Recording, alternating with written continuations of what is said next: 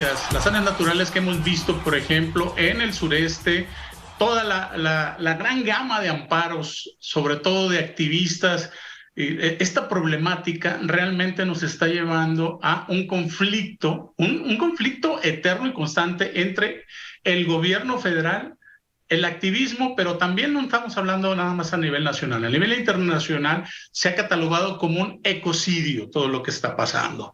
Juan, realmente, ¿cómo ves tú que esto vaya a acabar? ¿Cómo va a evolucionar? ¿Qué es lo que va a pasar ahí? Pues mira, como bien señalas, es un tema que va a acabar mal. Ahí tenemos a nivel internacional el tema de la Amazonia, que finalmente es un área enorme, muy importante para la biosfera en Sudamérica, pero en el caso de México, mira, están documentadas cerca de 185 áreas naturales protegidas en el país. Hay reservas de la biosfera, hay parques nacionales, hay áreas de protección de flora y fauna, hay santuarios, hay monumentos naturales, etcétera.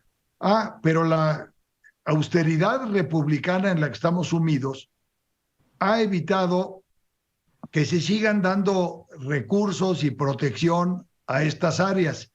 ¿Qué va pasando? Las zonas urbanas van creciendo, las poblaciones van creciendo en torno a esas zonas protegidas y al final se van dilapidando los recursos, se va degradando el entorno, se va deforestando esas zonas naturales.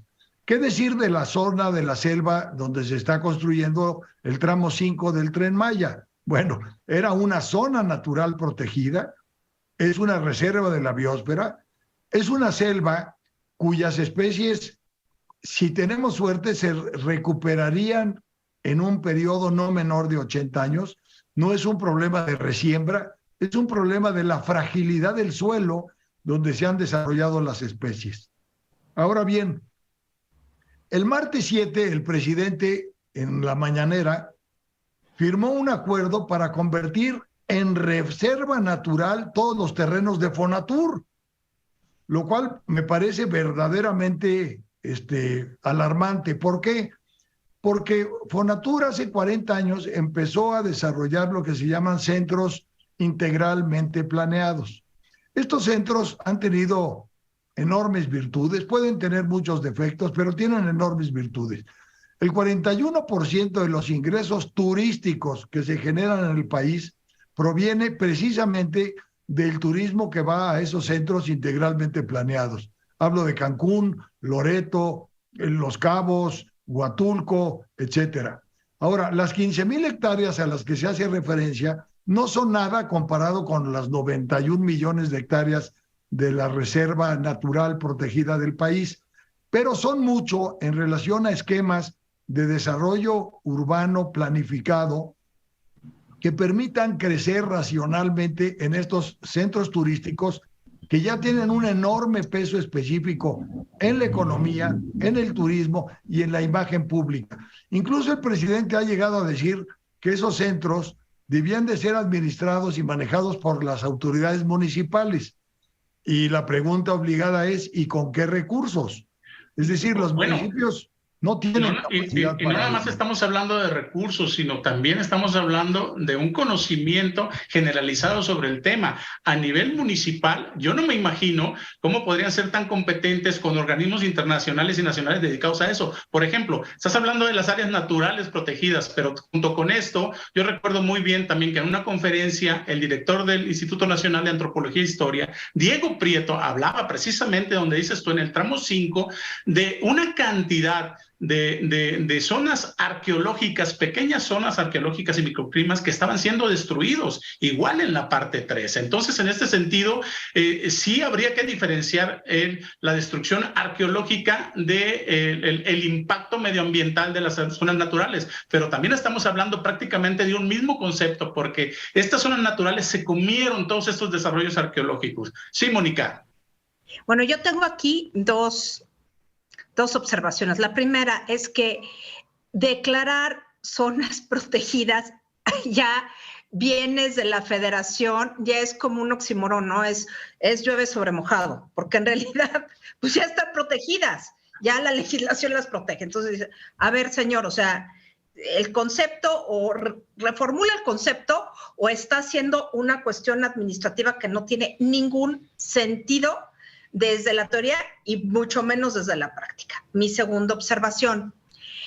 Creo que el presidente en una mala decisión, porque me parece una mala decisión, va a dejar estos terrenos de tal manera y de tal suerte en que no van a poder ser utilizados ni para área de esparcimiento natural, ni para un polo de desarrollo, el que quieran. Va a ser muy complicado si se encuentra, por ejemplo, en una área natural protegida, se encuentra un yacimiento arqueológico, van a intervenir tantas instancias que va a ser aquello una torre de Babel en términos jurídicos. Entonces, me parece una mala decisión. Es a lo que van, ¿no? A lo que va es a una toma de control nuevamente, ahora también a provocar una serie de amparos en escalada, porque un área protegida no puede ser una ocurrencia, tiene una norma, tiene obviamente un ordenamiento para esto, y este tipo de cosas también se van a ir a amparos. ¿Tú qué opinas, Juan? Yo creo que por ahí también va a ser otra problemática. La verdad es que, como bien señala Mónica, a ver, es un acuerdo desafortunado. En primer lugar, porque lo que es propiedad de Fonatur es propiedad federal. Claro. Al igual que las zonas naturales protegidas. Segundo, el presidente aduce, bueno, es que las playas se han privatizado. A ver, no es cierto. Las playas son zonas federales reguladas también por el gobierno federal. Así es. Lo que ha pasado con las playas que están frente a los hoteles es que impiden el libre acceso a las gentes de las poblaciones aledañas.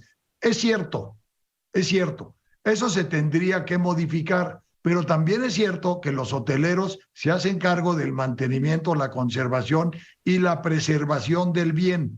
Entonces, yo creo que se tiene que reformular la idea. Desaparecer a Fonatur quitándole la reserva territorial, creo que es desaparecer un gran activo que el país ha construido a lo largo de 40 años. Y no hay que olvidar que es una enorme fuente de ingresos turísticos para el país, que ha generado enormes beneficios y una gran imagen internacional. Sí, por supuesto, pero además yo creo que en este tema realmente la visión de la Secretaría de Turismo, tanto de Fonatur, es mucho más orientada a la protección del turismo que lo que se está hablando a nivel, y esto es muchas veces, al final de cuentas es una bandera política de quien toma, de que dice deben de estar abiertas totalmente a los ciudadanos, a la gente. Si lo que tenemos en México y nos sobran son litorales, pero muchísimos litorales que no están explotados, vaya, solamente un pequeño porcentaje está explotado, pero en este sentido, pues no sé, Mónica, ¿qué opinas? Yo creo que la desaparición de Fonatur sería una tragedia porque es un ente organizador de un tema específico que es finalmente el turismo. Nada de áreas protegidas, nada de... Este es el tema que yo veo contradictorio. Finalmente, Fonatur tiene tierras destinadas al turismo, no a reserva ecológica. Entonces, como ¿por qué no hacemos la división y como por qué desaparecen un ente que apoya al turismo, que es nuestra segunda fuente de ingresos nacional? Sí, es no entiendo, de verdad, es algo que no tiene mucho sentido en términos el futuro económico del país definitivamente está en el turismo. Para cerrar, Juan. Mira, yo concluiría con lo siguiente. Primero, hay que proteger las áreas naturales, hay que protegerlas, hay que meterles recursos y hay que evitar que sean invadidas, degradadas y deforestadas. La reserva de Fonatur no hay que olvidar que la compró el gobierno federal. O sea, regresarla como zona natural protegida es dilapidar recursos que en su momento fueron ocupados correctamente. Muy bien, vamos a corte comercial. Gracias.